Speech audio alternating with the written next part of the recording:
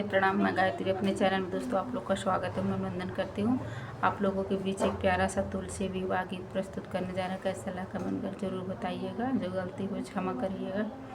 कवन रंग तुलसी के पतवा, कवन रंग मोजरे हो, रे सखी कौने रंग कुंवर कन्हैया तुलसी के मनवा भाई गईले हो। हे सखी कौन रंग तुलसी कुंवर कन्हैया तुलसी के मना भाई गईले हो।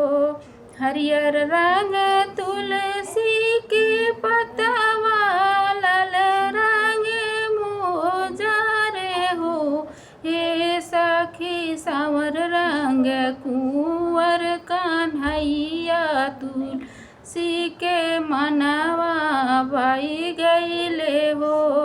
हे सखी सांवर रंग कुंवर कन्हैया तुलसी के मनवा भाई गईले हो।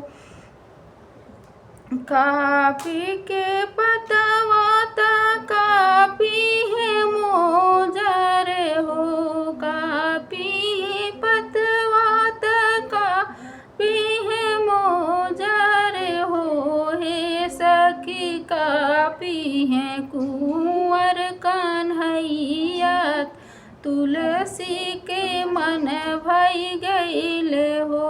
हे सखी कापी कुंवर कन्हैया तुलसी के मन भाई गईले हो।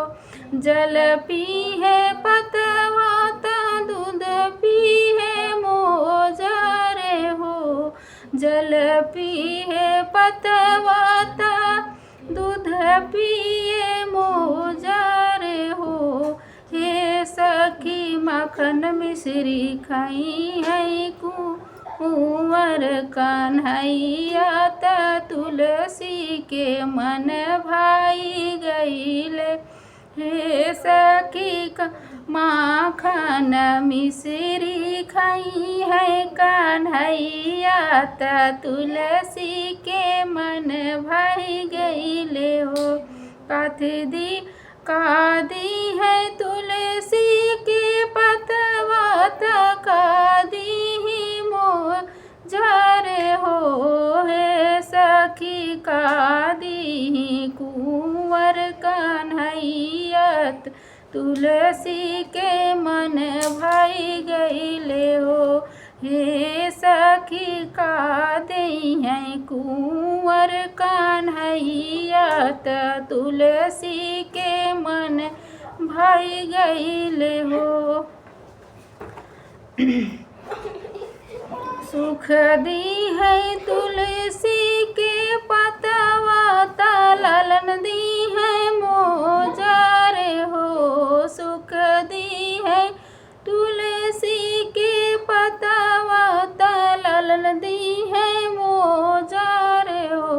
हे सखी सुहाग दी है कुंवर कन्हैया तुलसी के मन भाई गईले हो। हे सखी सुहाग दी है कुंवर कन्हैया तुलसी के मन भाई गईले